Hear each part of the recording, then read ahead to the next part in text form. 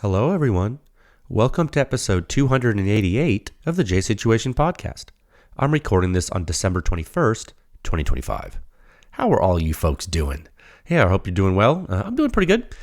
Just been sick since the last episode. Yeah, it's been really great. Finally getting over it. So please pardon my voice if it acts up today. I can already hear it in my headphones. It's really scratchy. I don't know how long it's going to last, but we're going to get it done, okay?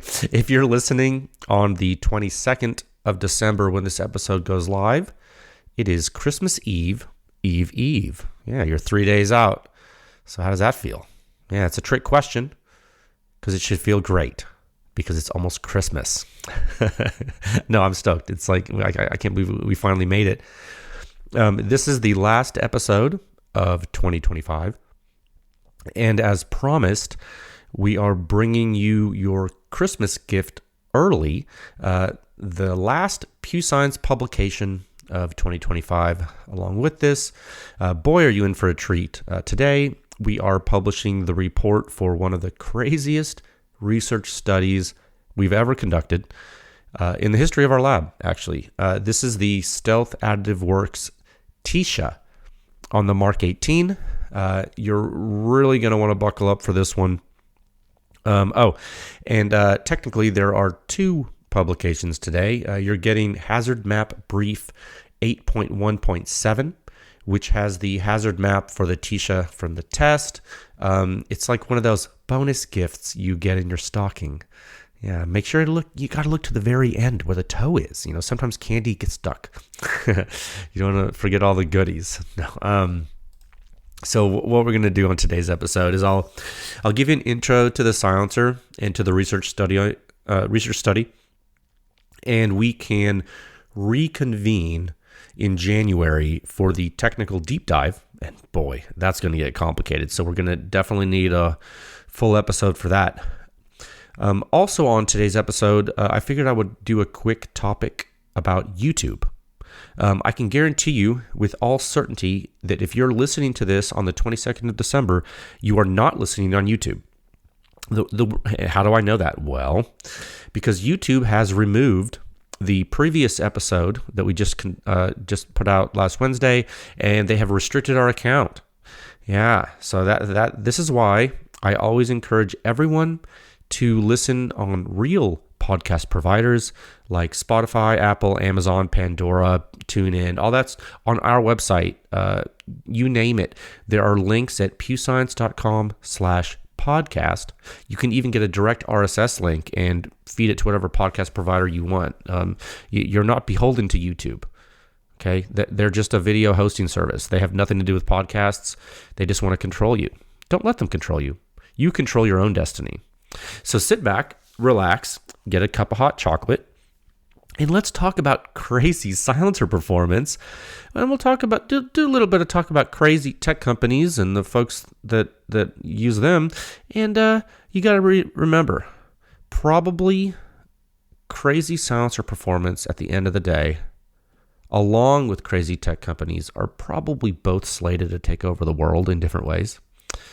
So it behoove all of us to understand them. You got to know your enemy. All right, let's get on with the show. Last episode of 2025, guys.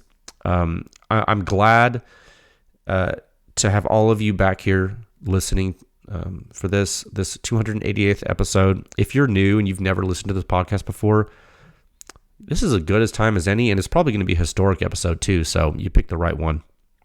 I always put timestamps in the episode description, okay? And so when you flipping through the podcast episodes and you find one you like and you look at the topics, you can always skip to the topic by tapping or clicking on it, okay?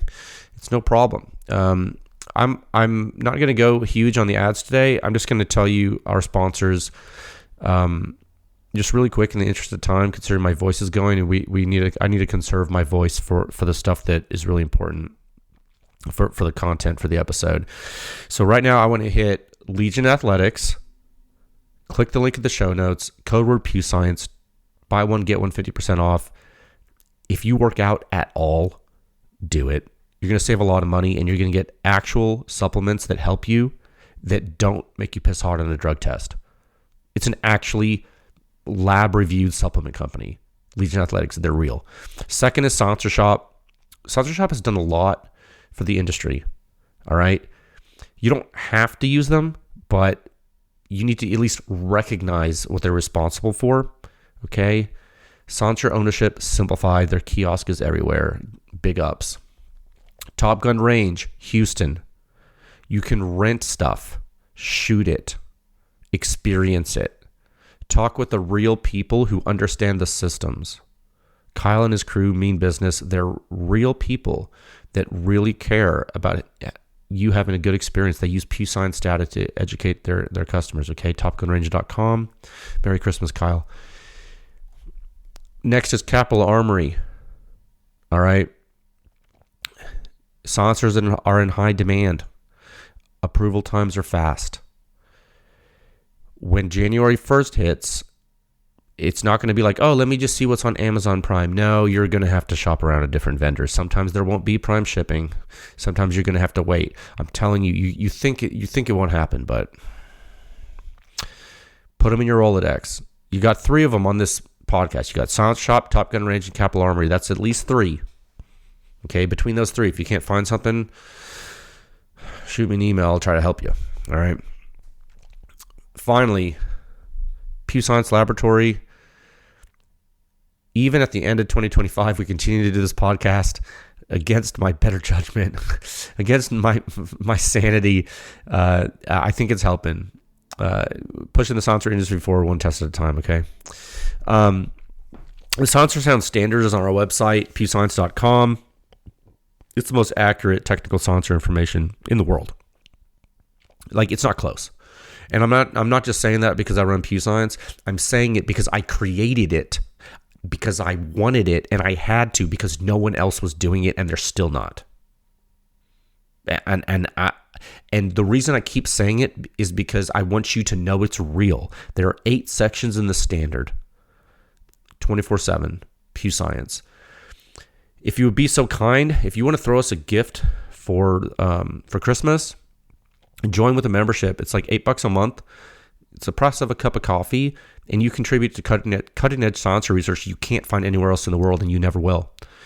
And if times are tight and you already spent all your money on Christmas presents, good for you. That's cool. Don't give anything to us. We just ask you give a moment of your time to listen, and then a moment of your generosity to spread the word. Let folks know that sponsors and guns are awesome. All right. Like I said, 2 topics. First, we're going to hit Report 6209, the Stealth Additive Works Tisha, and then we're going to hit a quick topic about YouTube if I have the energy. All right. Let's kick off topic 1 at a time of 8 minutes. I'm trying to find my paper. 20 seconds. Okay. Somehow I made it through that intro. I can taste the vacation. I got a meeting at like noon tomorrow. Other than that, I'm out. Well, I say I'm out, but I'll be around to answer questions for this crazy publication. I'm not going to ghost you.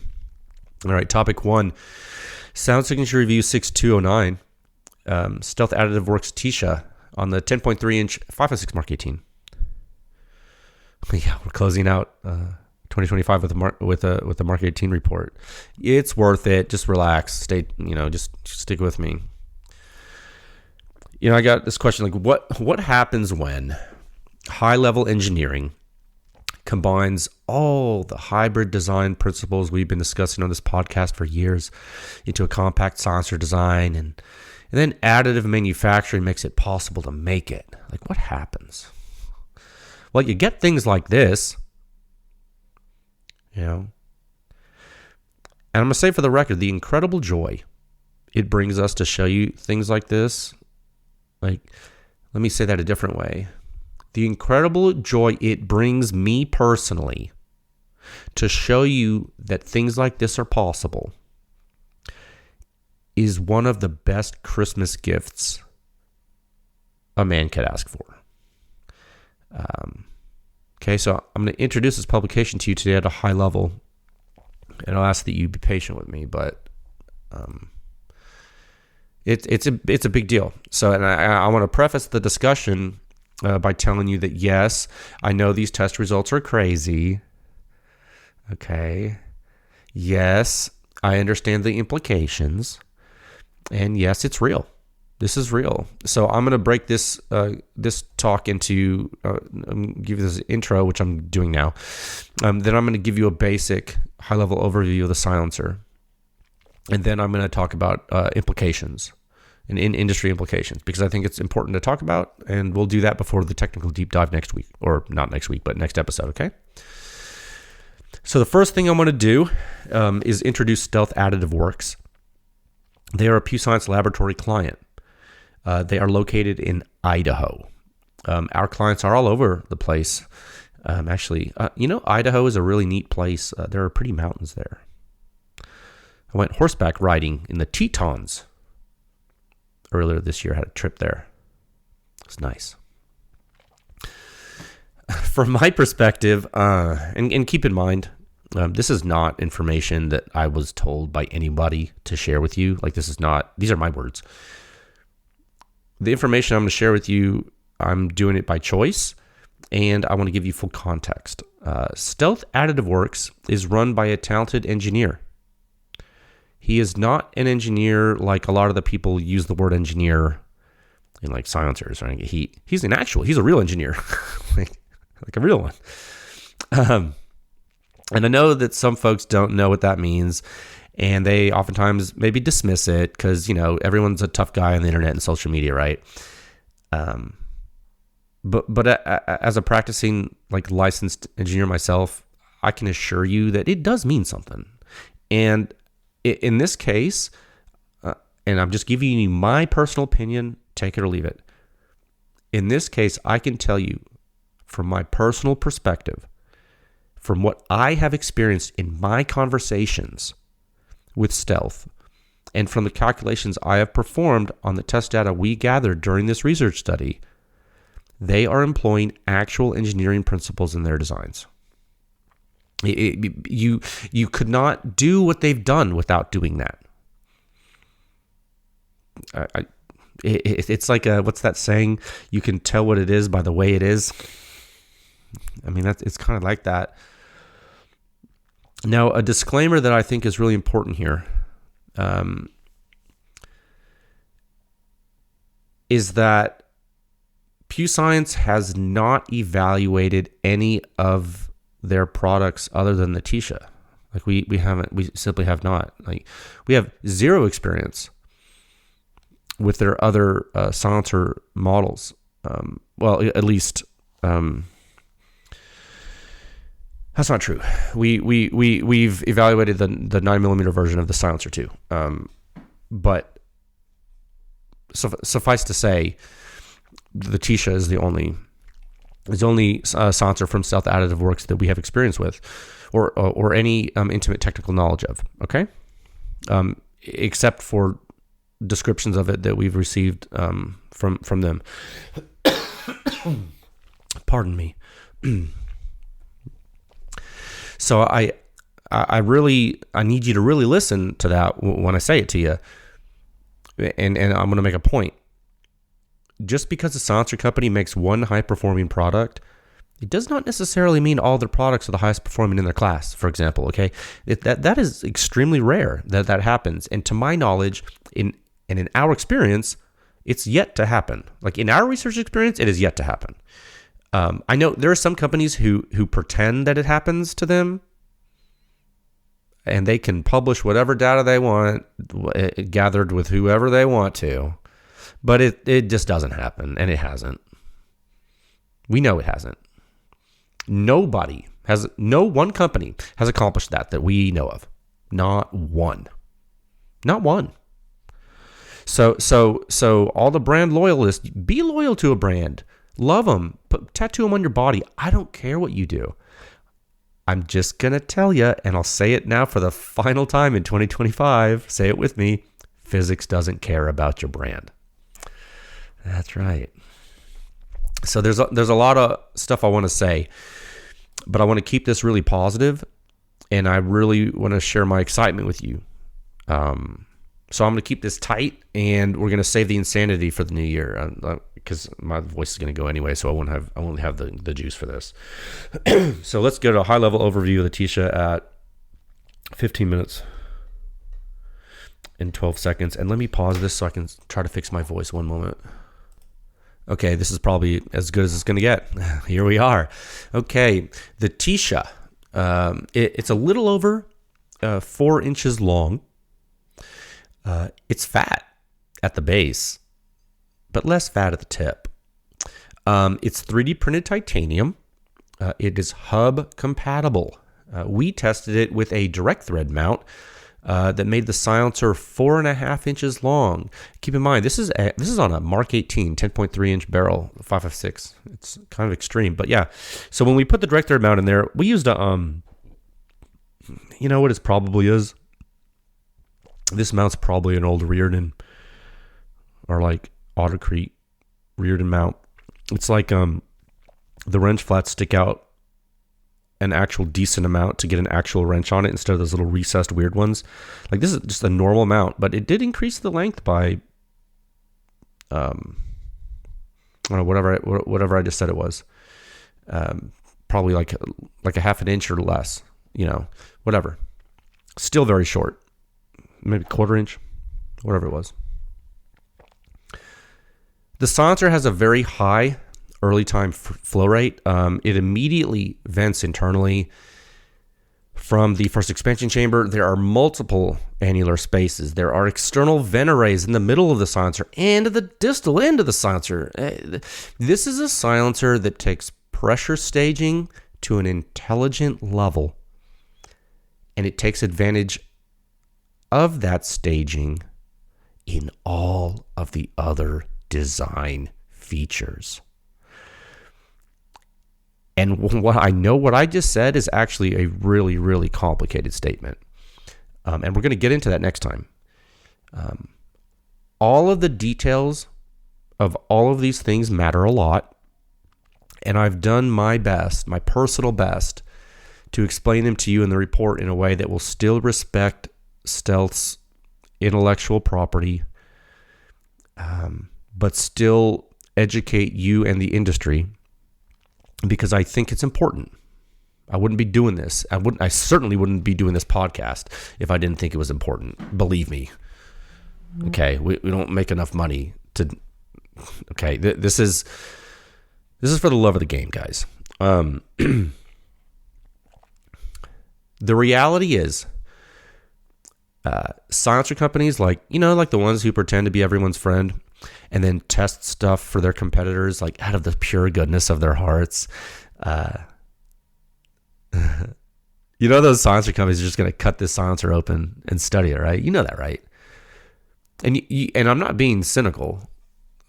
Those companies told me personally that they do that. I'm not under NDA with them. I can, that's not some kind of weird business information that they share with me that's confidential or something. That's not business information.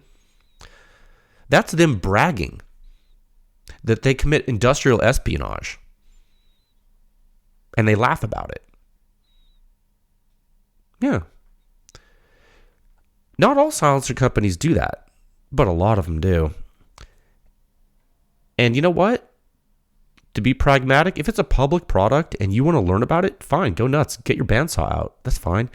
It's all about what you do with the information. It's all about what you do with it. Okay? Cutting open a silencer in and of itself is not illegal. It's a public product. You buy something at the store, you can do whatever you want with it, really, within reason. Just be responsible. I'm not your dad. Right? The funny part is when they think we don't see it in the design ripoffs and the test data. Silly geese. I tell you what, it's fun. I got a kick out of this. I just thought about this the other day. I was like, if they just listened to us when they said we weren't, like, I don't know how many times I said it. We're not just looking at the peaks, right? If they would just listen to us say that, they'd have a healthier fear of theft, right? Because we're gonna know. You know what I mean? So to be clear, like we're doing our best to protect the IP of our clients, as we always do. But make no mistake, as soon as this thing is launched, it's going to be on every X-ray table in the Western United States. Tisha is Russian slang or common language for hush or be quiet. You notice that it does kind of look like a Delta Tech flash hider for a KP9, doesn't it? That gun that's not a real Russian gun. The PP19 is a blowback 9mm AK-74. It's an AK-74 with no gas system. They turned it to blowback to make it a subgun, and then some American or whoever cloned it to make a KP9. And then there's this flash hider that kind of looks like. Anyway, bottom line is the Tisha looks Russian. The name's Russian, and boy, I tell you what, boy does it live up to the name. Boy does it. If you name your silencer Hush, and well, if you name your silencer the colloquial command for be quiet in Russian, and it's not quiet, that would be embarrassing. So thank God they got it right. Let me just say this, and you're gonna see this when the report goes live at 0700 in the morning, which will be on the 22nd, tomorrow for me, today for you. This is another one of those examples of projects we have done where we have to go back and check calculations just to make sure we didn't screw something up. You know how? I'll just tell you. I'm going to give a little peek behind the curtain. You know how I usually know, now that we've been doing this such a long time, you know how I usually know when a Mark 18 silencer is going to break records in post-test analysis? It's when I have earplugs shoved really far into my ears, in my ear canals, like really far, and I can and the silencer's getting shot, and I can still tell it's quiet on the Mark 18. That's how I know. I'm like, oh, because there's something about it. If you've shot a lot of suppressed Mark 18, you know when something's like run of the mill, because there's a million of them that are run of the mill, and then you know when you hear something, you're like, what was that about? And this is one of those. It really is. I was telling Stealth, I was struggling with words to talk about it. Let me put it another way. I'll give you another practical example that you may find interesting. You know how, like, when a gun or silencer reviewer on YouTube, those gun tuber guys, you know how, like, when they act amazed at how quiet something is? Like, this is one case where I would believe them, but with the big caveat, only knowing what I know. Like, if we had not tested this, there is no way I would believe it. There's no way I would believe this. I would call you a liar every day and twice on Sunday if you told me this silencer performed the way our report tells you it performs. With, like, if you just said it without, like, with nothing to back it up, it would be like Will Ferrell and Anchorman with a "I don't believe you." You seen that meme? It's funny. No, honestly though, it would be like that. It would be a hard sell. Oh, one moment. Man, this is not working. 1 second, guys. I'm sorry. Sorry, guys. I'm back. Like, it would be a hard sell to convince me that this silencer is doing what it was doing without high fidelity test data and analysis. Like, I would never believe it if we hadn't tested it. And that's the thing. You know, this is one of the reasons I'm going to enjoy this publication so much when it goes live. I think, me personally, I'm looking forward to it because I get to play a game. I don't like to play games that much, but sometimes I do little ones like that I keep to myself. But I'm going to let you in on the fun. It's fun for me because I get amusement out of human behavior. It's like, I'm not saying I treat a lot of people like lab rats, but let's be honest. It's just everyone has their hobbies, right? So the reason why the little game I'm going to be playing in like not outwardly, but like in my brain as I drink beer on this holiday is that anybody that claims they have the quietest 556 silencer is going to have to prove it's quieter than this. And I look forward to the mental gymnastics that are going to ensue when I show you the absolute insane physics that are happening in the test data, undeniable physics, frankly. When you see these raw data traces, if you have been following this at all, and you have any shred of like technical aptitude after listening to this podcast for 5 years, and you see what I'm about to show you in the morning, you're going to lose your mind. And that's what makes it so pivotal. It's because it's undeniable. There's not a lot of nuance here. Get my drift? As far as the performance goes, there's nuance, don't get me wrong, in the design, but as far as performance, nah. You don't have to squint your eyes and tilt your head at this. It'll slap you in the face. It's the best, and that's the best. That's the thing I love most about this 2025 finale, frankly.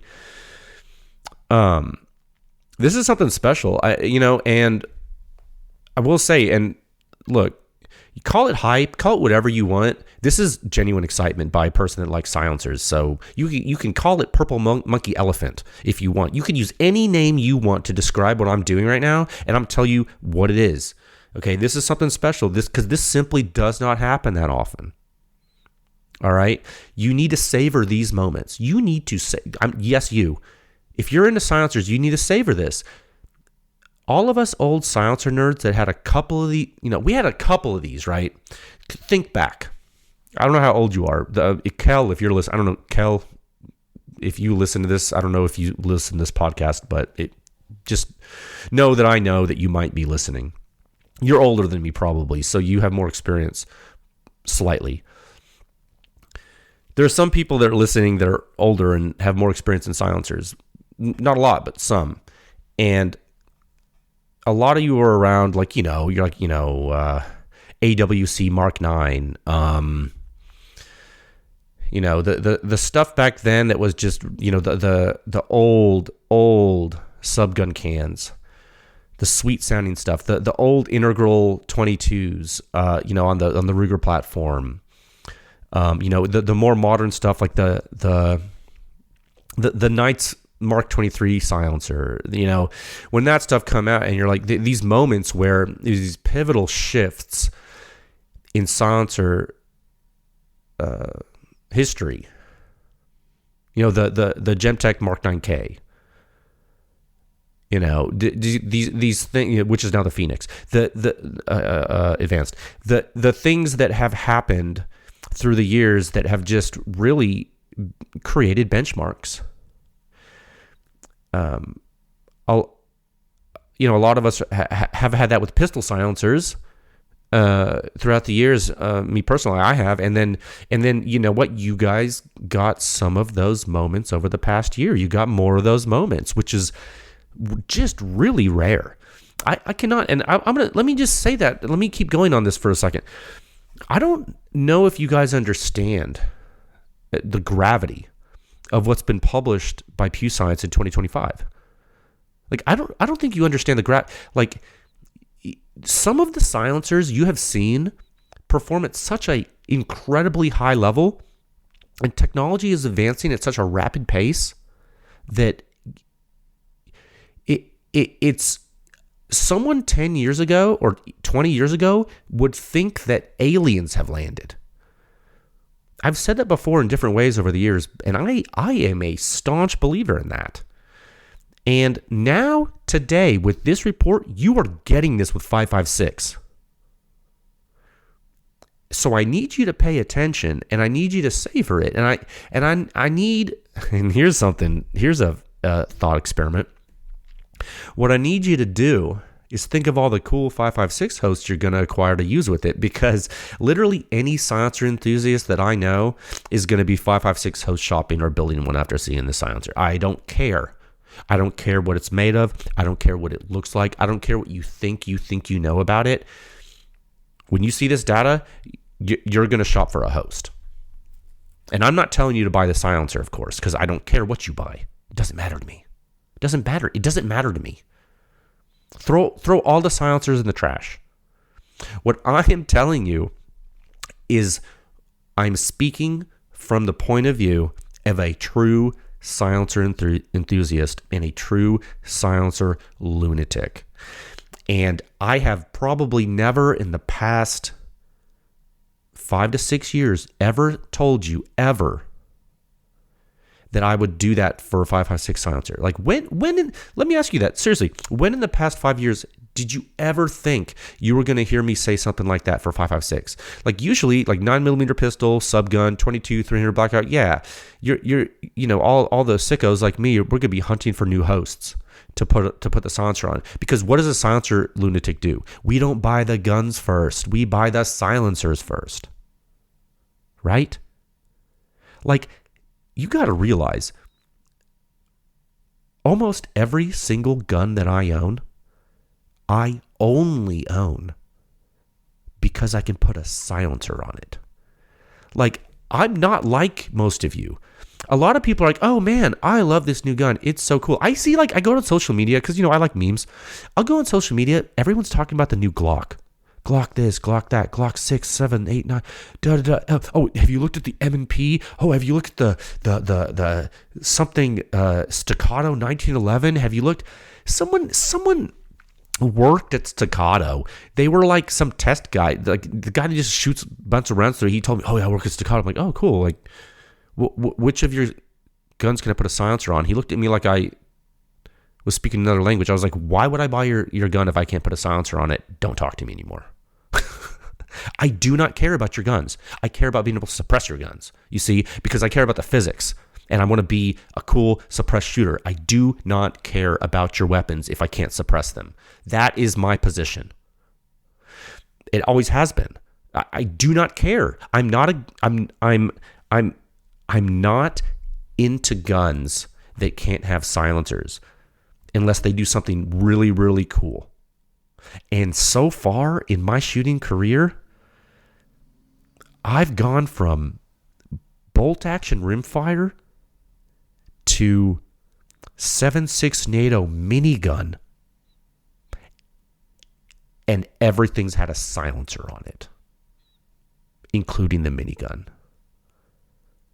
and to 50 cal with a silencer too.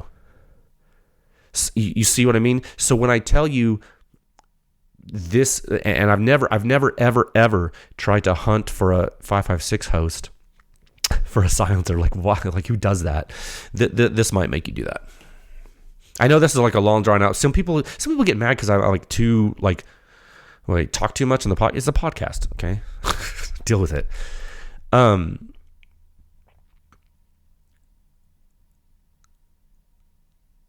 Things are getting insane when I say something like that, right? So honestly, I think when this report goes live, the first thing that's going to happen is people are going to accuse us of lying.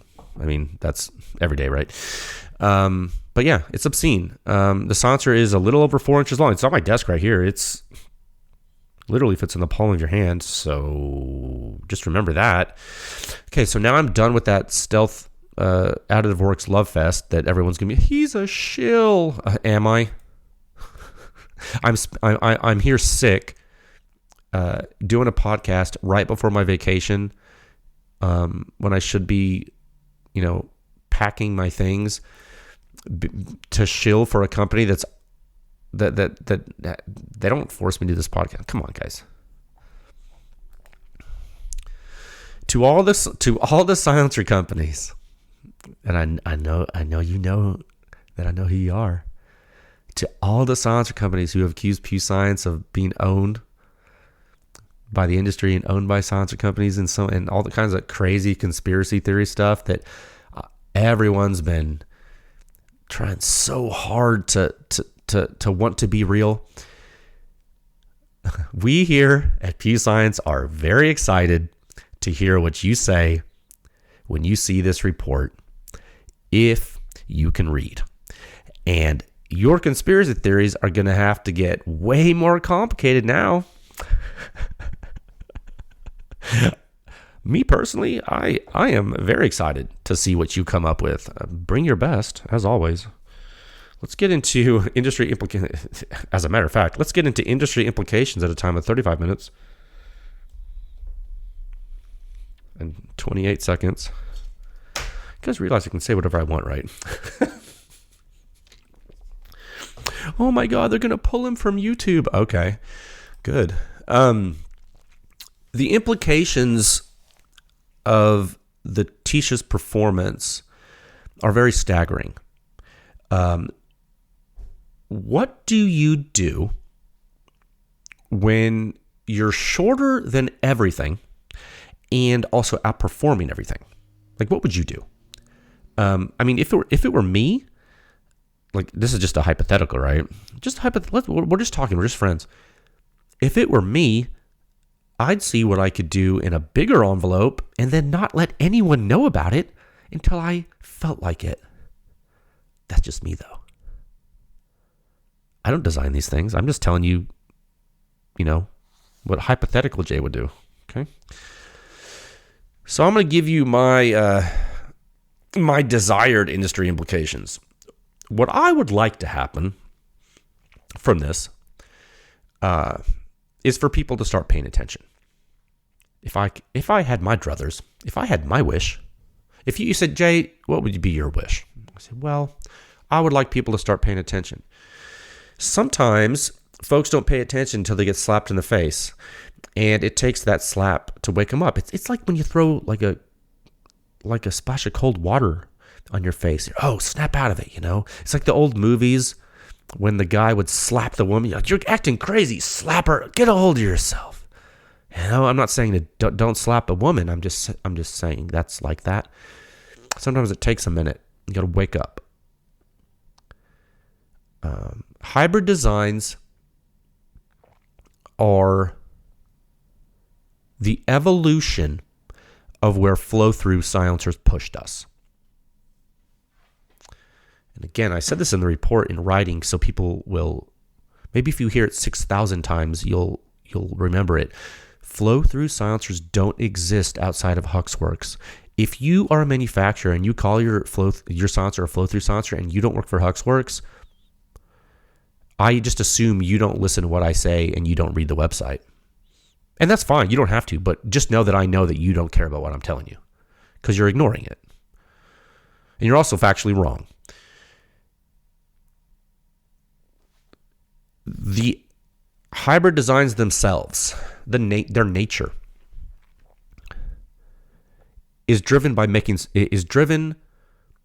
the human desire to make something better. I'm not saying that flow-through silencers are bad. I'm saying that if there was a need for improvement and hybrid designs were the fruit, making something work for the end user in a way that checks the most boxes possible is a good thing. We have been tracking this publicly and chronologically in our research, and this podcast has been documenting it for almost 300 episodes. It has been over a half a decade at this point. I speak in this damn microphone to you about it. And in recent years, maybe say the past 2 or 3, stuff started to really accelerate. Let's say the past 2 years, let's say. Was part of that additive manufacturing? Kind of. But that's not the root cause, right? No, of course not. What caused advancement at the core of all of this? What caused it? Was it how you build the silencers? Was that what advanced the industry? How you build them? No. Don't kid yourself, guys. Was it how you design them? Did someone all of a sudden invent new physics and CAD programs? Of course not. Of course not. The answer is that it's how you examine the performance of the silencers so that you knew what the silencers were doing relative to the other silencers. Ask yourself this. Be honest with yourself. Pretend that Pew Science never came about. Pretend. Those of you in the silencer industry that were around over 5 years ago, you know what would happen because it was happening then. So what do you think would happen? Where would we be now? You think you'd be in the same place? I'll leave that as an exercise for you that you can discuss that anytime over eggnog this holiday season, this Christmas season, okay? With your family. Cause a political infighting discussion. I don't care what, but let me continue with the point I'm trying to make. Our research progression started to fork. It was multi-pronged. We began to form a taxonomy, a classification of technologies to keep it all straight. We started seeing common themes. A lot of this came to a head with a few companies in the space, and you saw this publicly. This is all public, which is the best part. The best part is not only is it public, it's chronological and referenced. One of the companies is CAT, another one's PTR, another one is Knights Armament, another one's Resilient Suppressors. Actually, if you've been paying attention, don't forget about Resilient. You need to not forget about them. CGS is another one. Another one is Silencer Co., and I only say it because of the Velos. And because I just mentioned CGS, and because I just mentioned the Velos, I also have to tell you that Silencer Co. wouldn't even be in the conversation without CGS, because where do you think the Velos came from? How do you think they made it? Do you think they came up with it all by themselves? Yeah. Come on, guys. And if you have a problem with me saying that, send me an email. We'll set up a nice old call and talk about it so you can get all mad at me on the phone, and then I can tell you that you should go get a drink of water and relax because you're still wrong. I'm probably forgetting some, but 4 systems, but they're too new. I mean, I'm not saying they're too new. They're good guys. It's not what I'm getting at. It doesn't matter. What I'm getting across here is that all of these companies were chasing something. Okay? My point, I'm not saying any of these companies are better than any other company. That's not my point. You guys, just big picture. All of these companies were chasing something. And I know there's like 16 other ones, but these are the big ones. All of these companies were trying to make the mousetrap a certain way for a certain customer.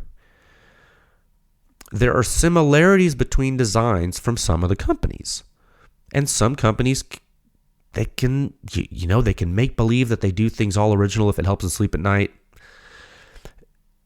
Those of us doing the damn testing and the analysis, we see what's happening, guys. The point is, we got to a point where we figured out how each implementation of the technologies was working, and then we figured out where the areas of improvements could be, and as an independent lab, our hands were and are tied.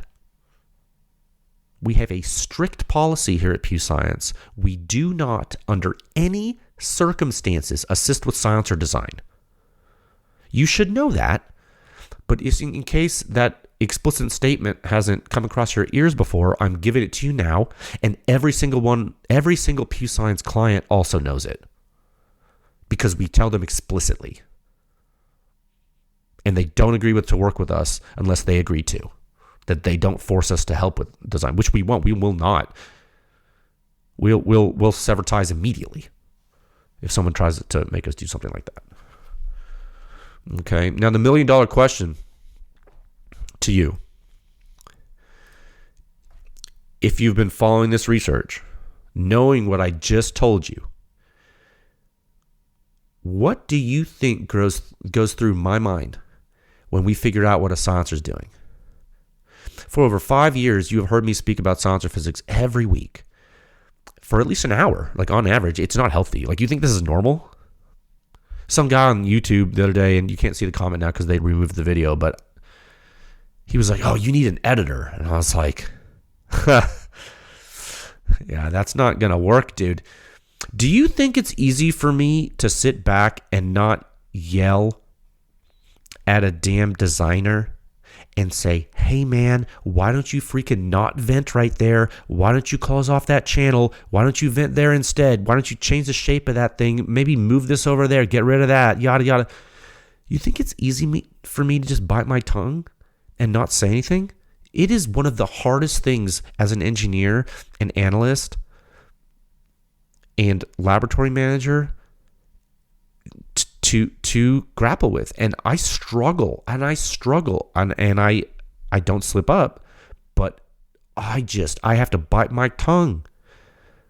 The amount of silencers I have seen and evaluated since starting this lab is so incredibly nuts that I've seen more things that are the same than I've seen that are different.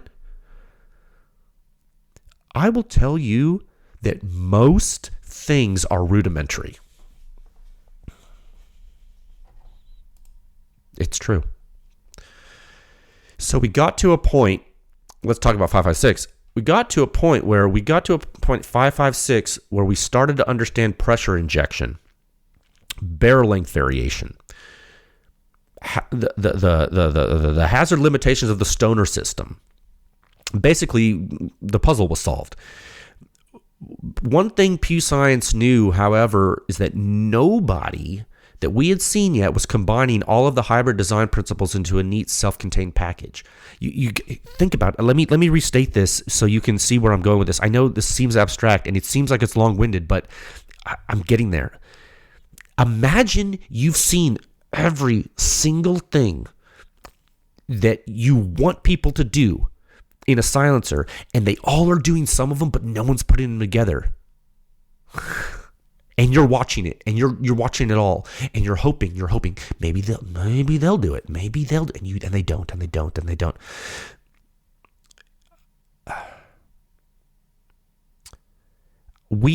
I have a theory. It's a conspiracy theory. I have my own conspiracy theory. Humor me. I think, I don't know if this is true, but I think, now look, all our clients that are listening, don't get mad at me when I say this. I'm allowed to have conspiracy theories too. It's the holidays. I think some people are sandbagging. Okay? Now, that's what we call it in powerlifting. I think a lot of sports, right? The only sport I ever really played is powerlifting. I think a lot of sports use that term, where it's when you in powerlifting, it's when you go to the platform and you do a lift to get on the board, but it's like nowhere near a maximal attempt. Like, you're going to get it. It's like way easy. Like, I want to believe that some of these companies held something back. Like, that's one of my, like, there's two conspiracy theories I believe. There's three conspiracy theories that, like, I'm really, like, super interested in. One, aliens, obviously. Two, JFK stuff. Three, sponsor company sandbagging. Yeah, that fits together. I want to believe, like Fox Mulder on the X-Files with the poster that says, I want to believe that some sponsor companies are holding back. Because if you take the Pew Science reports in totality, you look at how all the saucers are designed, and you see what they all do, and you make a puzzle, and you put it out on your kitchen table with your grandma. You get a jug of orange Tang. You mix it up in a pitcher. You stay hydrated. Maybe you make some Ovaltine later. If you're feeling frisky, maybe you do that. You would see how to make the saucers perform better if you did that. So I say, that's a 40-minute tirade that I said all that just to say Stealth Additive Works did it with engineering. They did it with engineering, guys. They used physics principles. Okay? So it took over 5 years, but now I can sit here and I can tell you there's a silencer that is combining all the traits of high-performance hybrids in a way that makes the puzzle look solved. So what's the main industry implication? The implication is that all of the answers are right in front of you. And there are smart engineers that are succeeding in implementation. And nobody on God's green earth is going to protect you from this progress. If you take this Tisha silencer and some newfangled January 1st distributor exclusive special that is supposed to cook your breakfast for you because their marketing pictures are pretty, and you shoot it side by side, your mouth's going to drop. That's the implication. The implication is that silencers are not all created equal. 556 silencers can advance. And if you think all silencers are the same somehow, then you are not our audience. You're not our audience. Come back when you want to learn. Okay? Okay. So that's all for that. Report's going to be live at 0700. And hazard, what do we call them? Hazard map brief 8.1.7. Yeah, just look at that. That's all. When you look at that, you're gonna be like, oh, that's a 556 silencer. It is. All right, let me let me talk about YouTube for some reason at 51 minutes and 15 seconds. And I don't care that much about YouTube, but there's some stuff I have to say because I believe it is important. And if I don't say it, then it wouldn't be the right thing to do. So 1 second. Trying to do the right thing. So I have two things to say about the controller of all the videos on the internet. I have two things to say. No, and by the way, don't kid yourself. If you're uploading things to YouTube, they control you to the extent you let them control you. Okay, but on a positive note, I want to discuss why that's okay, as long as you understand the implications of it. All right, let's be adults. It's the last episode of the year. Let's be adults, but have some fun too. So I got two things to say. The first one's going to be negative, and next one's going to be hopefully positive. All right. So let's just run this because it's the end of the year. I want to end on a positive, so we'll start with a negative. Okay. So first thing, I want to apologize to all the wonderful people who have been asking us to make a Pew Science 101 video. We will not be putting forth that effort for YouTube. We are working on some website stuff, and maybe we will self-host a video, but we will not, under any circumstances, put forth resources for YouTube videos. YouTube does not respect you. They do not respect us, and they don't respect anyone. Actually, they want control. Episode 287 is now gone from their platform, as is episode 275. At any time, YouTube can remove any content that you upload to their platform for any reason. Do not kid yourself and think that it's because you're violating a YouTube policy. Don't. How naive. YouTube owns YouTube. It sounds simple, but some of you don't understand that. This is not your local city. It is not your local county. You do not have a trial by jury. There is not a penal code. YouTube operates under YouTube law. The terms and conditions of their platform, which last time I checked, they wrote. They are the judge and the jury and the executioner. It is their city. They run it. You get you get it. Is that enough analogies? Okay, so please do not live in a fantasy world where you think that corporation somehow values people or values you. They value the money that the advertisers pay them for allowing the advertisers to run ads on the videos that you upload to them. That's it. Done. You are nothing to them. You are a number and a view duration. You are an advertising dollar, just like you are to Instagram, just like you are to Facebook, just like you are to all these platforms. Do not mistake it. Okay? So people that ask, why don't you do videos? We could self-host them if you want, but they will remove a video without cause, according to their conditions, which they're perfectly justified to do because it's their platform, you can do nothing to stop it. Why would we produce work product that costs us money and give them control over it when they could destroy it? It's insanity to do such a thing. I will not be party to it. The only reason the podcast is on YouTube is because YouTube created a function whereby you can have your RSS feed auto-ingested by their systems. Do you think that YouTube is a podcast provider? Absolutely. Do you think it runs like Spotify? Absolutely not. Podcast providers run by pulling information from an RSS feed. Spotify doesn't host the podcast files, guys. Neither does Apple or Amazon or Pandora. Your podcast host provider does that. And it's, okay, what YouTube decided was like, that's not where the money is. Let them do their podcast things. That sounds great, but we're owned by Google and we know a little bit about making money. Let me tell you how we're going to make money. So what YouTube was like, I know how to make money. We're going to control everything. We're just going to own it all. And as a business owner, that's smart. You know, the people who run Google didn't get rich by being retarded. Sorry, being stupid. Okay. The people who run Google recently turned off a feature of their Google search system to control the amount of information that other competing AI models could learn.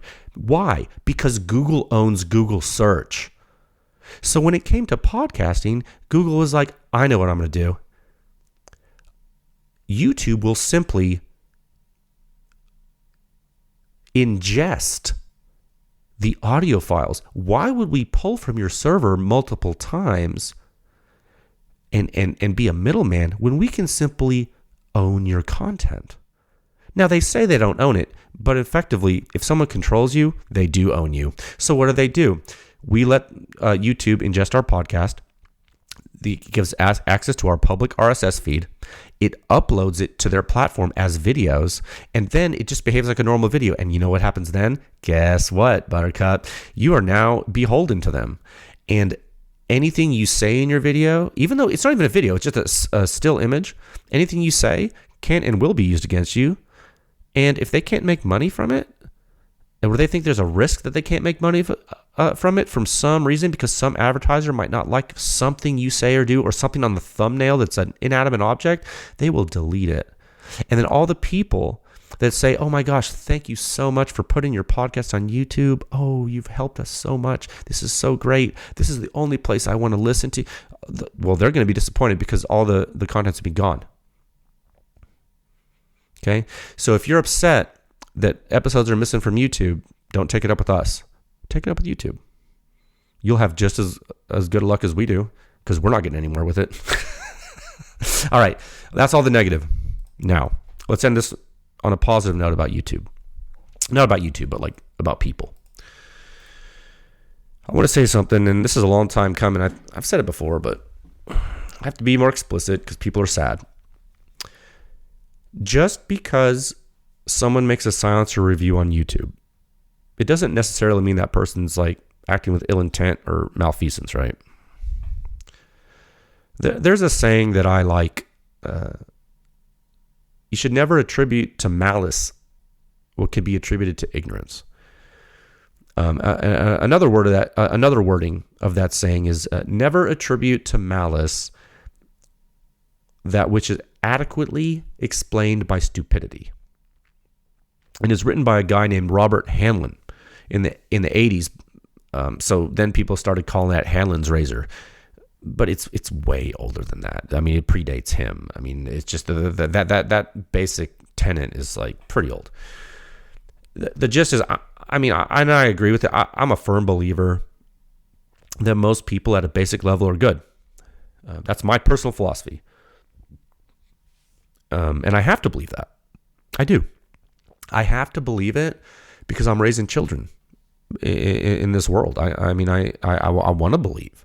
I want to believe that most people are good. No, but I don't want you to get it twisted, okay?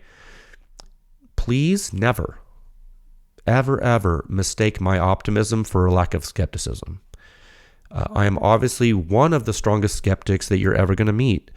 And I will say, I do think that most people are good. Okay? You can be skeptical and still optimistic. The trouble with silencer videos on YouTube is it really boils down to a very simple thing. It's basic human communication. Almost all social issues that I have seen occur in my entire life seem to stem from communication issues. YouTube is a video hosting website on the internet. Everybody has access to the internet. Even remote villages in Africa somehow now have access to the internet. That means that anyone with a YouTube channel can now have the same reach, theoretically, as Walter Cronkite used to have on television. Okay, if you're too young for Walter Cronkite, like Peter Jennings or Hugh Downs or like Barbara Walters or Rush Limbaugh. No, he's dead. Who was on TV? Who's the guy? Bill O'Reilly. Whoever the news people are. You get my point? Anyone with a damn computer and an internet connection, or a phone and an internet connection, can have the same reach as all these people. Nothing's stopping you. You see what I'm saying? You're not listening to a journalist or a scholar or an authority figure when you click on something, like, necessarily, right? I mean, you could be, but there's a lot of things to click on, and chances are most of the things you click on are not those people. You're going to get what you're going to get. And the person in the video, they could have 3 brain cells, dude. You don't know. Now, with a platform, those brain cells could be bringing in a lot of ad revenue for that sweet YouTube platform. Boy, how many subscribers could you get if you kept bringing in ad revenue? What if it snowballed? Ooh, sweet advertising revenue. Wow, this channel has a lot of subscribers. They must have authority. Wow, we should listen to them. And then you have the audience could communicate with you in the video comments. What if their audience is really big? Then you have a lot of people. Oh my God. Yeah. Essentially, what have we done as a society? Or what has Google done? What have the tech companies done? The barrier of communication is now removed. There is no barrier of communication. There's no barrier. It's gone. It's zero. Human society didn't evolve to work like that. It's not feasible for it to work efficiently and properly in the short term. In the short term of human evolution, it's impossible for you to adapt that quickly, and we have not. We have this isn't theoretical. You're in the experiment. So look in the mirror. No, we have not adapted to this. There's gross communication issues, and not one person can fix them, and not one person has the answer. If one person knew how to fix this, they would win a Nobel Prize. Trust me, it's one of the biggest problems going on in the world right now. So I say all of this to say, this is positive. I'm being as real as a heart attack right now. I say all this to say, you listen to this podcast so you know how silencers work, and you know how they should be evaluated. You understand. Till I'm blue in the face, I've told you. You are smart enough to know when people are BSing you, and smart enough to know when people have a profit motive. Okay? So use the tools we have provided to you over the past 6 years and educate the public. All right? Be kind to other people. Treat others how you would want to be treated. Most people are probably good. And if you believe that, that means you're probably pretty good. Which means you may be able to help someone and be kind to them. And they're going to benefit from that knowledge and kindness. You know?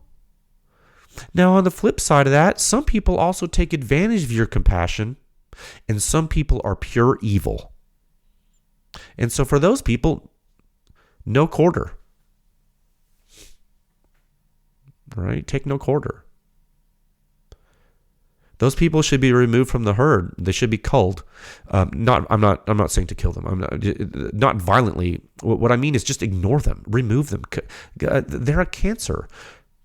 Cut them out of your life. There will be a lot of that in the new year as the industry grows. Believe me. Focus on the good things. Good things deserve your energy. Bad things waste it. My advice: conserve your energy. You have so many great silencers to shoot. It's going to take a lot of energy to do it. You're gonna run out of. I was out shooting this past weekend. I was out shooting yesterday. It is the weekend. It's literally Sunday night right now. I just remember that. Usually I do these things on Tuesday nights. It's Sunday night. Yesterday I was shooting 300 Blackout MCX. It was the thing I was telling you about last episode that you can't see on YouTube anymore, right? It was awesome. I was shooting AAC ammo. I was shooting the supers I was shooting. It was loaded with a red tipped bullet. I think it's like a varmint round. It's a 300 Blackout. What is that called? TSX? No. Yes? Hold on, let me Google it because it'll bug me. AAC 300. No, 110 grain VMAX. Sorry, it was not a TSX. I wish it was. I was shooting 110 grain VMAX just to see how it cycled in my gun in case I want to kill some small things with it. It was going very well. And I was also shooting 220 grain subsonic 300 Blackout AAC ammunition out of the gun. I've shot two loads from them. One is loaded with Sierra Match Kings, and the other one's loaded with something else, but they both worked fine and they were quiet, so that was cool. And I was thinking to myself as I was shooting, trying to make my way back to work more on the report that I was writing for you, how lucky we are to have technologies like this, and how many silencers you have to choose from, and how wonderful it is. I guess I want to make sure people know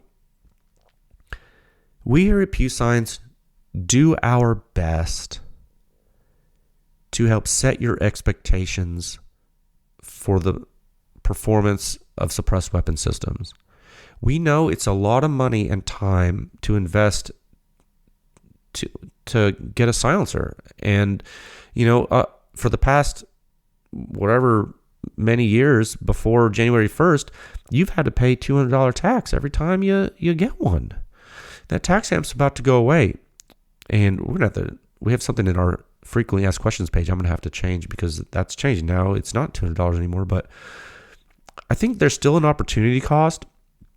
And even if there was no regulation of silencers, let's say it was like toasters, and everyone was like really hip on toasters, and everyone was selling you a toaster that would cook your toast. Well, let's pretend toast took 30 minutes to cook, but if you had a really good toaster, it would take 5 minutes. But like no one was allowed to know which toasters could do it until they bought it. And everyone kept buying toasters, and every time you buy one, they said it was fast, but it turns out it still took like hours to make the toast. You'd be so upset. Even though you could just go buy another toaster, you'd be so upset because someone lied to you, right?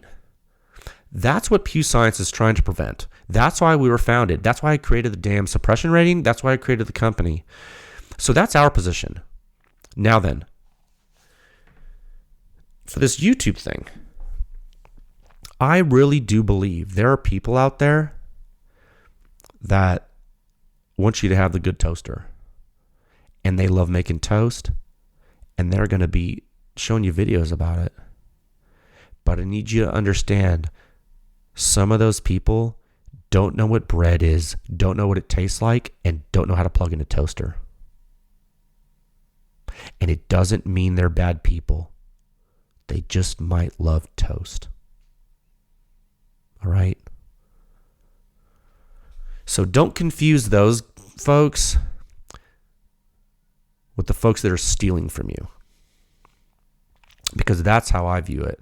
The people that lie to you about things for ill-gotten gains, they're actually stealing something from you. You know what they're stealing from you? Your time. What's another word for that? Your life. You only get so much time. Don't let someone do that. All right? Don't let someone put you through a process that's going to steal $1,000 from your pocket, weeks or months of wait time and opportunity cost, and then cause you mental problems having to get rid of the silencer and then sell it to someone else and then pass that pain on to them too. It's just not right, okay? That's my lesson there, all right? So we made it through an entire 2025 with incredible silencers, incredible research, incredible progress. With today's report, you're going to have 237 rankings in 209 published reports on the website, not counting the hazard map briefs, and you're going to have 7 of those. Yeah, it's insane. 2025 has been incredible, and we owe it in large part to all of you listening, all of the Pew Science members, all the podcast listeners, all our lab clients, all the silencer companies making these little mystery tube puzzles that folks are still trying to solve. It's like the riddle of steel, right? Looks like today, I do think that someone got a little closer. So good job, Stealth Additive Works. We're rooting for you. I'm really rooting for you, more than you know. Thank you so much for trusting our laboratory to perform this work. To all of you, we were going to be back next episode with the technical deep dive, which will be important. The report will be live at 0700. I will be around to answer questions. And then I'm going to be on vacation until after the new year. So stay safe, have fun, have a Merry Christmas, and have a joyous New Year celebration. Be safe, please. I will see you folks on the other side. All right? Take care. I'll talk with you folks again soon. Okay, bye.